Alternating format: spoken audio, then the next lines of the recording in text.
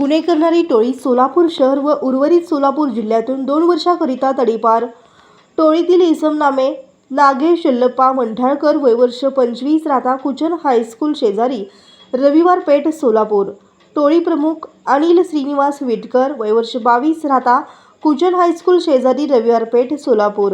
शुभम तानाजी धोत्रे, वय वर्ष 21, राहता कुचन हायस्कूल शेजारी, रविवार पेठ, सोलापूर याच्या विरुद्ध सन 2022, 2024, 2025 व 2026 या कालावधीमध्ये टोळीच्या माध्यमातून खुशीने दुखापत करणे, गैरकायदेची मंडळी जमून दंगा करणे, जीवे ठार मारण्याचा प्रयत्न करणे, घातक शस्त्र जवळ बाळगून दहशत निर्माण करणे यासारखे गुन्हे दाखल असल्याने त्यांच्या विरुद्ध जोडभापेठ पोलीस ठाण्याकडील महाराष्ट्र पोलीस अधिनियम 1951 कलम 55 अन्वयेचा तडीपार प्रस्ताव पोलीस उपआयुक्त परिमंडळ सोलापूर शहर यांना सादर करण्यात आला होता।